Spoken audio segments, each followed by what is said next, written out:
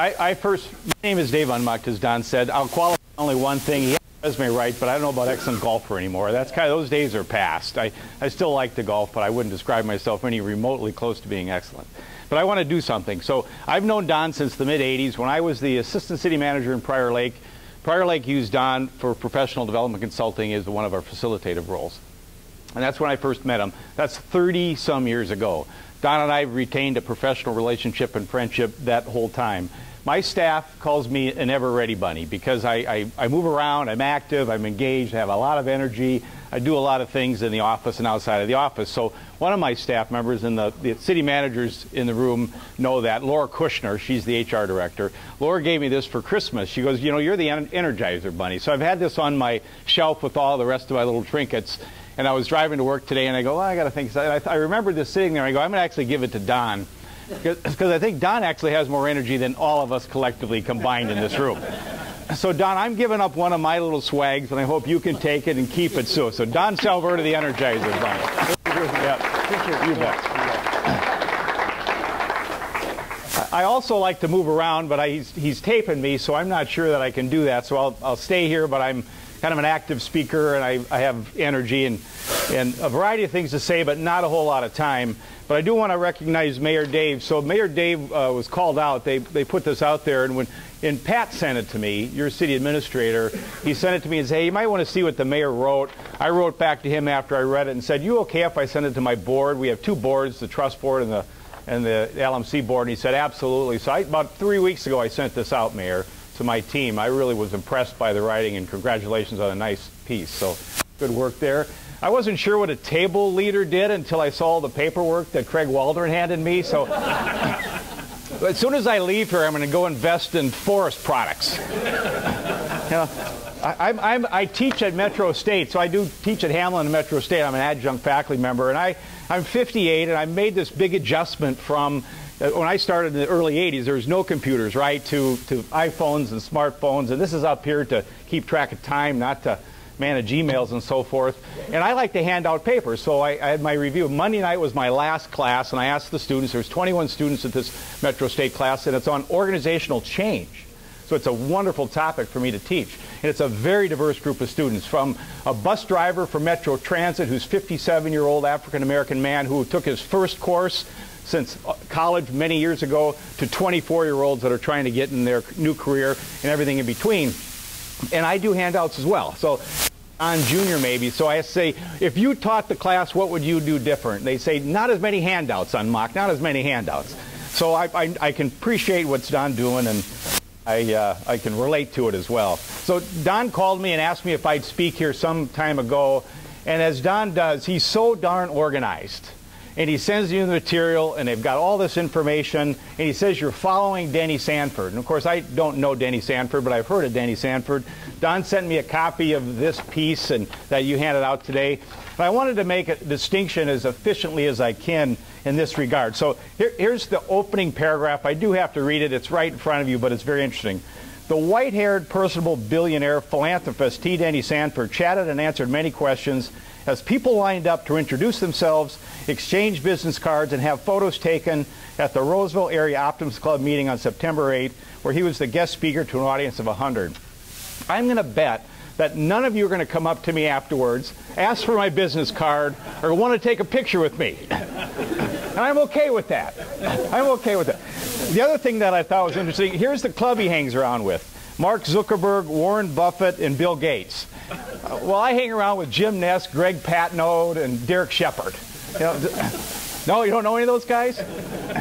I would say this, though. Derek Shepard is my neighbor. If you like hockey, you like Big Ten hockey or hockey, Shepard is a retired hockey ref. So some of you who know hockey, his dad is the coordinator of the refs, and Derek and his brother have been refs. So Derek is now a supervisor of officials. So he would be the only one of those three people that you might know. And here's the other distinction between Denny Sanford and I, which I thought was also striking. Sanford plans to give away his remaining $2 billion to $3 billion in assets so he will die broke. I get up every day trying not to go broke. I want to keep the little money I have, you know. I told the staff yesterday in a regional meeting, Denny, I'm speaking after Denny. Denny's a billionaire. I think I'm a thousandaire. You know, what is that? I don't know. But I know I'm not T. Denny Sanford. So good setup. So I want to also acknowledge, Don actually did it for me, but a lot of my peers and colleagues are in the room that I've known a long time or I work with day in and day out, and I won't have you stand up again. And even there's one colleague that's a part of my family that I've known for many, many years. I want to thank them for everything they've done for me to help me get to where I'm at in this job I have. It's credit to you and all the work that you do that is great public service. So I'm no different, I'm no better, I'm just one of you, and I want to thank all of the managers, assistant managers, and future managers of the room for what you've done. I have a handout in front of you, and I'm just going to reference it. There's a lot of stuff there, and I assume there'll be a little Q&A, so I have only maybe 15 or 20 minutes, and there's a bunch of stuff there. And I adapted the main piece of it to this group because I speak a lot, almost constantly doing public speaking, whether it's 5, 50, or 250 or even more. So I talk about local government, so to cities, but I can't let people know what it is. So for those dozen of you in the room who have, you know what it is. It might be redundant. For you 50 of you who aren't part of that business, in the first 2 paragraphs in this handout on the front side, it gives a snapshot of what the league is. For the sake of time, I won't get into it, but think about it in this context. If you're a dentist, you're probably part of the American Minnesota Dental Association. If you're a developer or a builder, you're part of the Builders Association or the Builders Realty. So it's just all the cities in Minnesota collectively together, coming together to share resources to do good work on behalf of every citizen in the state of Minnesota. In the league, this league is one of the largest in the country. There are 49 in the country, from very small. Delaware has 1 staff member in their league. You know, we have 100 to 150. We have a third-party administrator that does claims and underwriting for us, so they're technically not our staff. We contract with them, but if you add them in, we're up to 150. So we are one of the largest in the country, and we do a lot of things. We do a lot of things. I happen to be the 10th executive director by pure coincidence since we formed in 1913. Other couple major categories. I'm going to focus on only 2 things in this whole piece because there's more there. But we're also a top 150 workplace. We have a great culture, and it's nothing I can take credit for. It's my job to sustain it and develop it. But I came into an organization that had a really strong culture, and I say to my staff, it's harder to do that for those of you who know how to develop cultures. If you're up here and operating at this level, it's easier to dip. If you're here, it's easier to go this way. So I said it's a great challenge for me to kind of maintain or improve it. It's easy to slide. And so it's a hard work we do. And it's essentially because all of our staff, whether you're there 1 day or 40 years, believes in city government. They really do. They have a passion for helping our members, and they do that day in and day out. You see there are top LMC priorities. I'm not those, although I'll come back to a little bit of that just because of time. I wanted to offer, if Don said, talk about the future of public service. And on the back side, I have 4 key points I want to make. But on the front side, I want to make a reflection because I think about this every day. One of the benefits of this job is I'm out of the operations of running a day-to-day business of local government. Belle Plaine, Prior Lake, Dakota County, Scott County, and then Springstead doing organizational development consulting. I've done a lot of that. But now I get to think more about macro issues and policy matters and priorities and legislative things. And so it's a great spot. After 34 years in local government Minnesota, it's a great spot for me to be in. So I get. And so the bottom half there, reflections from a lifetime of local government, and also what's called a practice model. I wrote in my column that's going to appear in the LMC magazine in 30 days, and managers might see it, on that piece down there, a practice model of how do you define premier in local government. And I've developed that model over the last 10 years working with many cities and many counties doing organizational development work. And I offer the conversation to our cities is ask those 5 questions. Ask those 5 questions. And if I had more time, I'd talk about that, but I don't. But I offer it out there for you to look at, to understand we're thinking about efficiency. We're thinking about effectiveness. We don't have the ability like schools to do to ask for money in this particular fashion, which is fortunate if you're in the school business, because that's just not what cities do. So I offer the suggestion to city governments, if you want to be premier, if you want to really be efficient, take a look at those 5 things down there and ask yourself how well you're doing in each one of those 5. But above that, because of time, reflections from a lifetime. It started in 1983 in the city of Belle Plaine. There was a deep recession. Ag prices in Scott County were plummeting.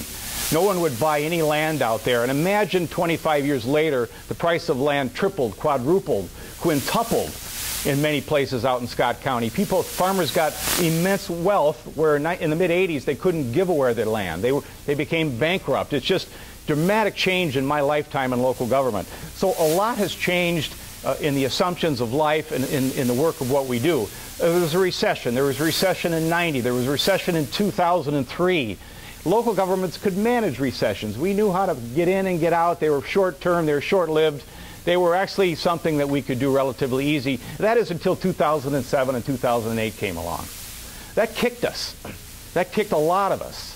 And it still does. We're still recovering from many respects. Schools, it kicked a lot of local governments. So one of the reflections I offer there is this concept of economic cycles being unpredictable.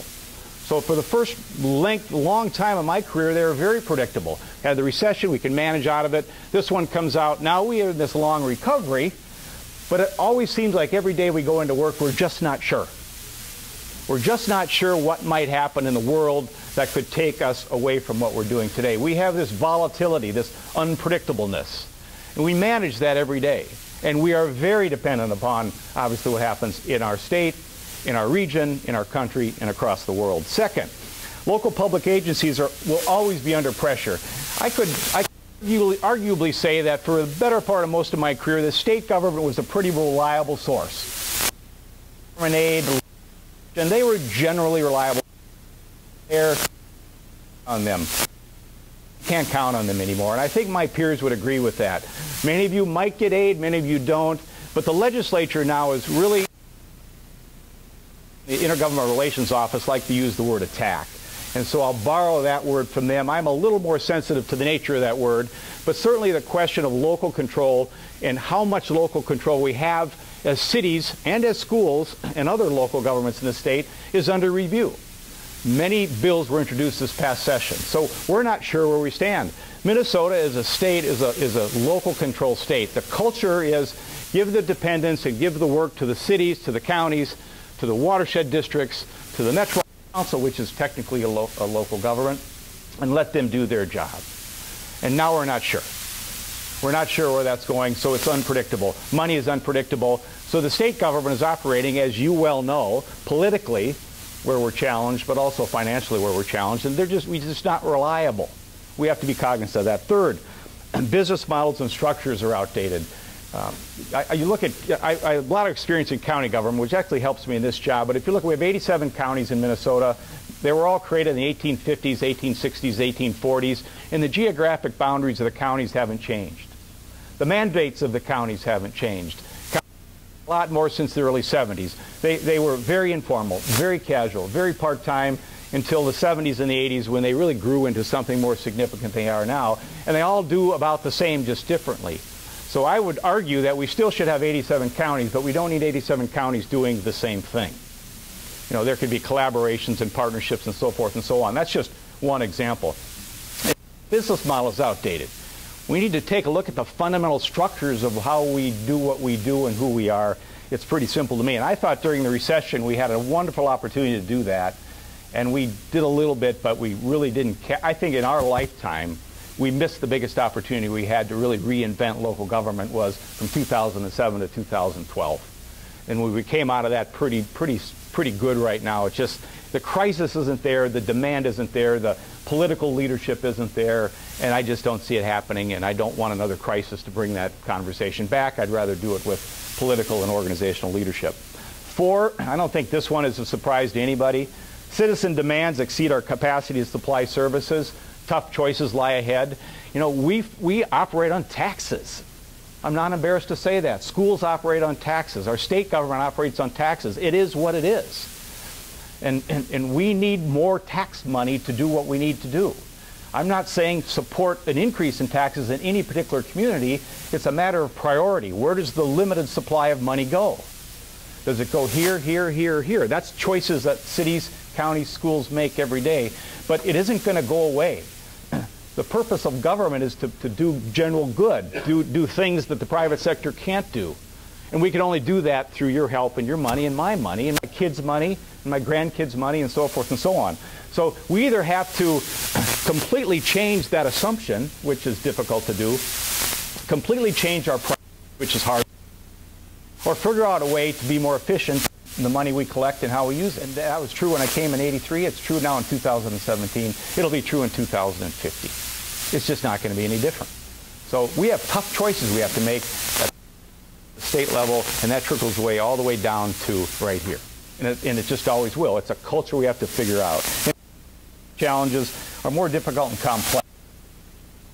Change. The last session, which was Monday night, there's 7 sessions, 4 hours and 20 minutes on a Monday night every fall. I spend time on personal leadership. So the first 6 sessions are on organizational development, organizational change. And my last session, which I think is unique to me, it's about you as individuals providing leadership to your particular community, your city, or your organization, your nonprofit, whatever it is. Your health and welfare is what your staff needs in order to be effective in being a change agent. And I spend a lot of time on the individual. Power of positive personalities, an Optimist creed, Don. Power of positive personalities, and how the energy and the power of position and personal responsibility coming together can provide leadership to the organization that you want to do that's also expected by your staff. So the last one there is solutions have to be personal. I can't look to my legislature. I can't look to my congressman anymore. I have to get up, look in the mirror and say, Umacht, it's either you or nobody else. Or it's 150 people at the League of Minnesota. Get up in the morning, look in the mirror. Well, maybe I don't like what I see, but I like what I can do. And it's the power of personalities. It's the power of the people, the staff, to make a difference and make change. You multiply that by 10, 15, 20, 50, however many in your organization, and the energy and the optimism and the things that you can accomplish. And I'm not being naive or trite about it, is really significant. It's really significant. But convincing people of the risk and the opportunity of challenge is hard. It really is hard. It's really hard. Flip it over on the back page, 104. Flip it over. Don suggested to me, how do you develop the next generation of public sector leaders? And that's a great question, because we're focusing a lot of time on that, and it's a question that schools are asking, counties are asking. So it made me think. I'm skirting that conversation with my staff and with my board a lot without jumping feet first into, okay, what's a recommendation, Dave? What do you think we can do? So based on his invitation, over the course of the past week or week and a half, I started kind of putting thoughts on paper. So for the first time, and my board hasn't seen this, I'm going to share it with them in my Friday update today, which I send. I'm going to suggest those 4 things right there is what we, as the League of Minnesota Cities, and we in local government need to do. Is it all-inclusive? No. Is it linear? No. Is it 1, 2, 3, 4? No. Or would one be more important than the other? Yes, probably. But if we really want to make a difference, I firmly believe components of these 4 things have to happen to make it work. Here's the premise. For the better part of my lifetime, you could post a job at Minnesota City's website, or at the Star Tribune, which doesn't happen anymore, or some general place, and you're going to get a bunch of people who apply for that job. It was that easy. Why? Good pay, good benefits, PERA, never got laid off until 2007 and 2008. Oh, that kind of changed some of the assumptions and paradigms we had. And people wanted to work for local government. Doing the public works jobs, the ambulance jobs, the fire jobs were all volunteers. We should talk about that if we have time, and so forth. So easy to do. The administrators came through a pipeline, Mankato, Hamlin, Metro State, the University of Minnesota. I happen to be an Iowa kid. Wartburg College, a BA, Drake University, my master's degree. An Iowa kid or Wartburg College? Iowa kid. You a Hawkeye fan? No, he's not a Hawkeye fan. Well, that doesn't count. Yeah. In Iowa, if you're the Hawkeye fan, otherwise it doesn't count. I mean, so that's where I'm from. And so there's a pipe. In fact, you have a lot of people to compete against it. I was in Des Moines, Iowa, and there's a little ad in the Star Tribune, I kid you, no bigger than my thumbnail. I kid you not. It said, City Clerk Treasurer, Belle Plaine, Minnesota. And I was sitting in the public administration office, and I go, oh, where's that? And I sent it out, like I sent all kinds of applications out. And I got a call from the clerk, Debbie Christie, and said, we want you for this job. And I go, where are you? And who are you? Okay, I couldn't Google it. I have a GPS. look it up on a map, you know, and I wrote it down on a piece of paper. You got to go right here at 19, turn right on Highway 5, turn right on Main Street, and you'll run to it. And I got the job, you know, for $1,000 a year. You know, and 34 years later, in city, county, consulting, and now association membership. 4 different in local government, which I think is unique, which gives me the opportunity to really reflect on the dimensions of whether you're Hennepin County, who I did work for, or Alec in North.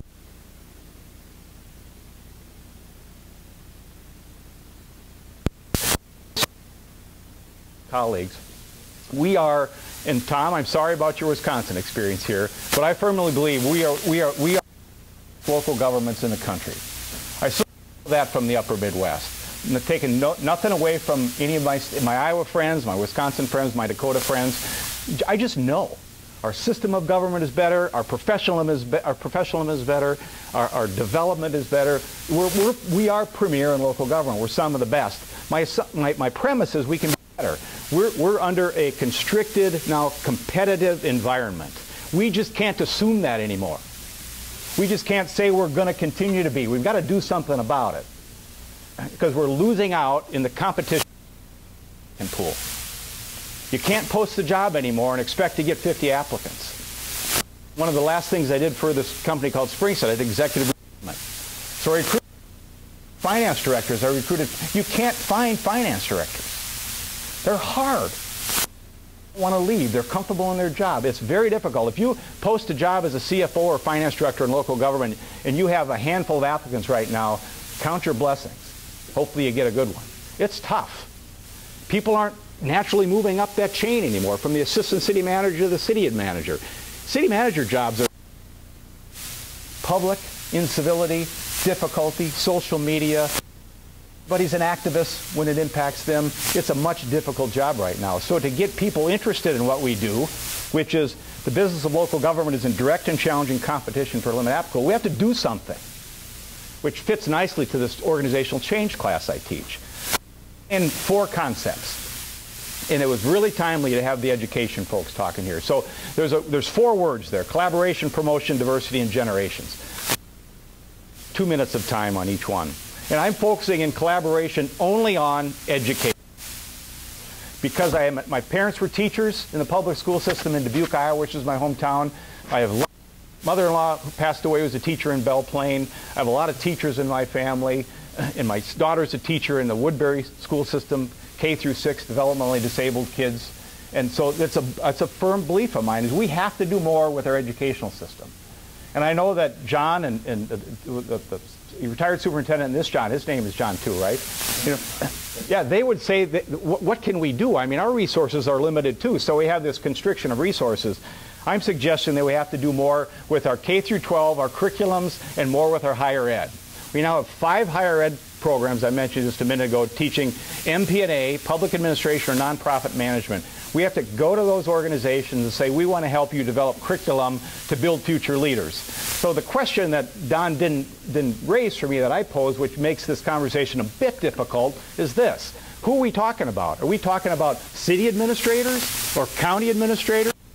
Or are we talking about IT directors or public works directors or fire chiefs or police chiefs? You lump it all in there, it just compounds the problem. So for the sake of simplicity this afternoon, in the few minutes I have, I'm just narrowing this focus down in this section to the people that do what I do. But it's more complicated if you don't. We have to work with them to get it more practical and more hands-on. And if there's academics in here and professors in here, with great respect, you know, people like the courses I teach and adjunct faculty because it's all experiential. Well, organizational change has no textbook. It's all papers. What's your organization, how you can change it, pick another organization, how you can change it, and do you know what organizational change is? Because hands-on, day in and day out, these folks, whether you're 24 or 57 like Bert, it's constant now. It was not constant when I was a young manager. It's constant now. Collaboration, we need to develop innovative partnerships in programming with schools. Second, promotion. We don't promote our careers. It's not in nature, it's not in our Constitution, it's not in our bylaws, it's not in our ordinances, it's not in our resolutions. We're humble people. We're humble public servants. We want to help citizens. We want to do good for our communities. We don't have big egos. We don't bust our come work for us. I'm telling you, we got to do a little bit more of that. How to do it, I'm not entirely sure. But we don't do it well.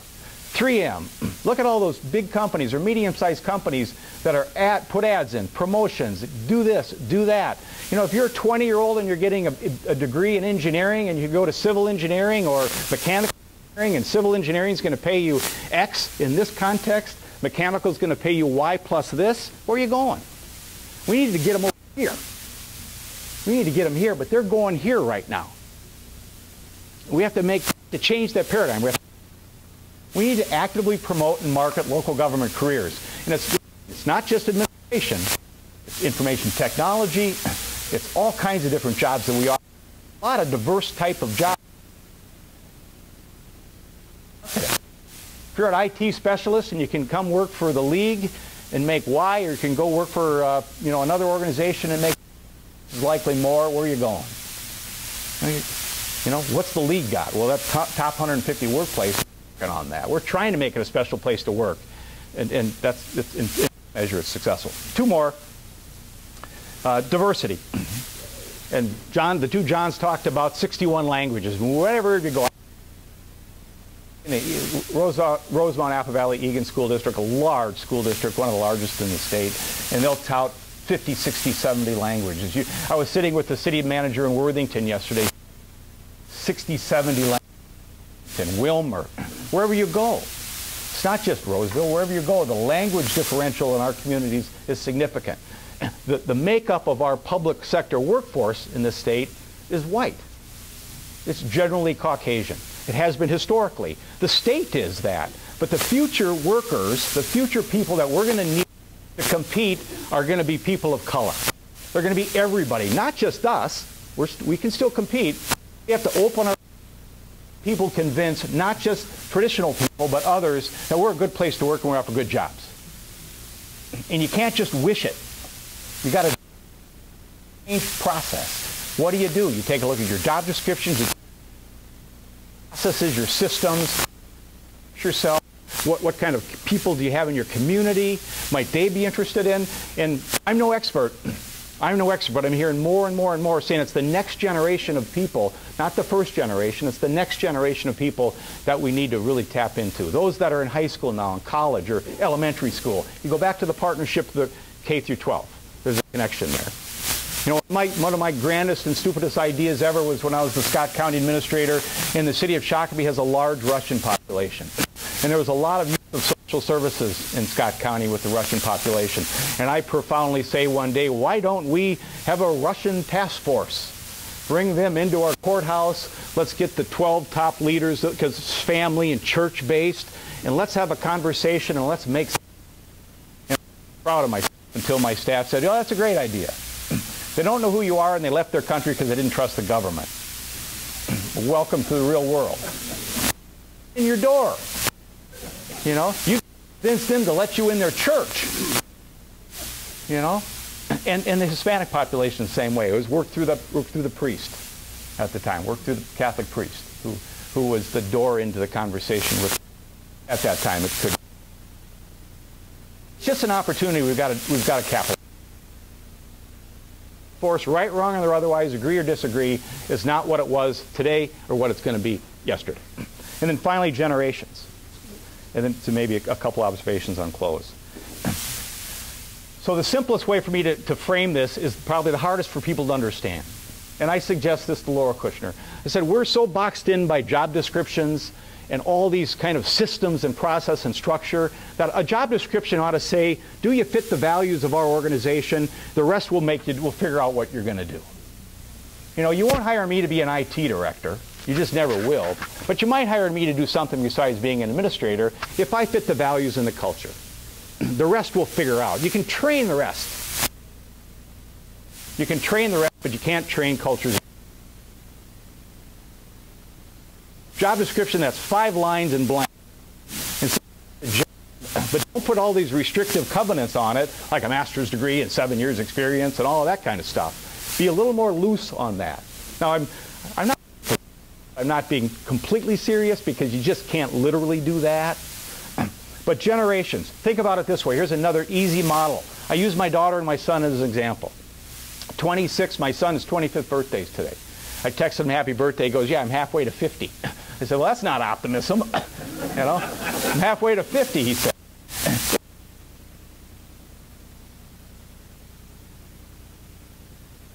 I grew up in the 10-year track vacation. 3 years I get 1 week, 3 to 5 I get 2, 5 to 15 I get 3 weeks, 16 to 25 weeks. Kids these days want 4 weeks vacation right now. You know? But they're going to work from 10 o'clock till 2 in the morning, where I didn't. Now with my laptop I'm doing a lot more than I used to. But the presumption of traditional-based benefit programs like tenure track vacation are dinosauric for the future generations of workers. Now for the baby boomers who grew up in it, they're saying, hey, I got to protect that. I earned that. I've been here 30 years. I want my 6 weeks. Why should that person who's been here 2 weeks get 6 weeks? We have to figure out what I define as equity, not equality, when it comes to benefits and pay. Give me 6 weeks, I'll take less pay. We ought to do it. Say I want because or no weeks or pay. We ought to do it. My experience is very good with labor relations and labor negotiations and so forth. But the conversation with the labor unions has to be different. It just has to be different. It's a protection of interests, which I understand, I completely respect. But to understand the gravity of the competition we have to go back to the labor unions and say we need to rethink the paradigm of our relationship with you and what you have as your systems and our systems. And we need to start over. That way we compete with the 15-year-olds, the 20-year-olds, the 25-year-olds, the 30-year-olds, the millennials, the Gen X's, the Gen Y's, the Gen Z's, and the Gens that aren't there yet. You know, that are coming in the future. While we respect the history and tradition and the value of the baby boomers and people my age, you know, and everybody else. And we're in this kind of odd lifetime, I think, because we have to figure out how to balance a lot. But as I think about it back in 1983 to 1990 when I first started, I wasn't even thinking about it. It wasn't a concept. Now books are written and people get rich speaking about it, day in and day out, about how to manage different generations of the workforce. My suggestion, my argument for the sake of discussion at the Optimist Club in Roseville on Friday, October 13th, is that we need systems and employment models. I really think we do. And that way we can compete with other people who have more flexibility, which is a business, and other places. 4 things. How do you develop the next generation of public sector leaders? I wanted to come with some concrete suggestions. I have 4. Collaboration, which is broadly defined, but my suggestion today is let's look at education. 2, we need to bust out our chests and say we're pretty darn good at what we do. You ought to come join us. Take a look at it. 3, diversity. It's an opportunity for a pool of workers you don't necessarily tap right now. And 4, we need to rethink how we do what we do fundamentally. And that the key word there, and I wrote down, it's really change management principles. Really change management. Now let me put a complexity on top of it and maybe close and see if there's any Q&A so you get out on time. Our city officials, and in many respects, are just trying to survive day in and day out. They just try to get into work and get the job done, whether it's development or whether it's issues or whether it's employment or something going on. It's hard. So my advocacy here in these conversations aren't just something that you can assign to somebody and say, go do it. We have to figure out the vehicle to do that. But also largest number of city employees in the country. And Mel Reeder, our CIO, has a slide at our regional meetings where the majority of those are under 1,000 or under 2,500.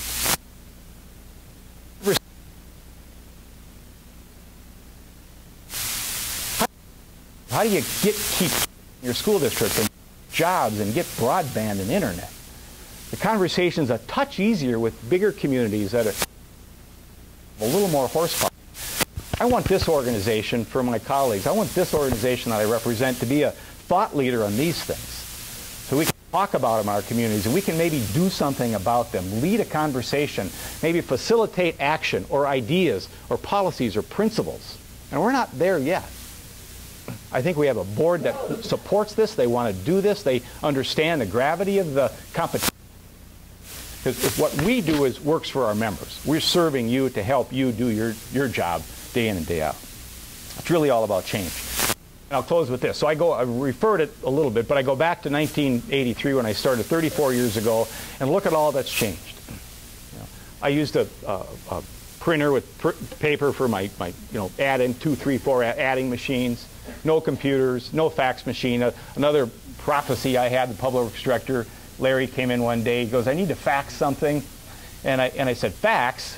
I was probably 29 at the time, and I go, "There's a PDQ. Here's $1. Go fax it up there." And now, what's a fax machine now? My kids don't know what they are.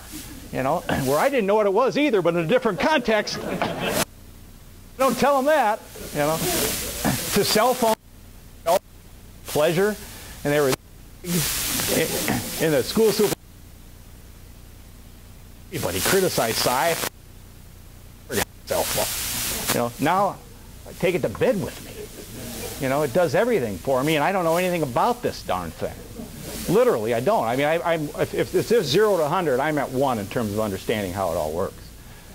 So go to 2051. 2051, and think about where we've been since 1983. The workplace is going to be different, and I'm talking about what we're doing today. I'm hoping some of these principles have been applied or are effective, but the workplace is changing day in and day out, so it's going to change dramatically. Computers, all those things are very different. So that's my close. The small sample of macro trends I'm not going to talk about because it's too much, but I get a chance to go out and about and share a greater observation about a wide impact that are happening in our cities. And I picked 10 of them because it's easy to do. I actually tried to keep this to 2 pages, so I clipped off a few. I clipped off energy. I clipped off cybersecurity and stuff like that, but there's actually more. And I won't get into those, but you do see future workforce demographics and so forth on there, so there's a parallel to the conversation I'm having this afternoon. So with that, I'll say thank you very much for the opportunity, and thanks, Don, and stand for any questions that you have before we adjourn.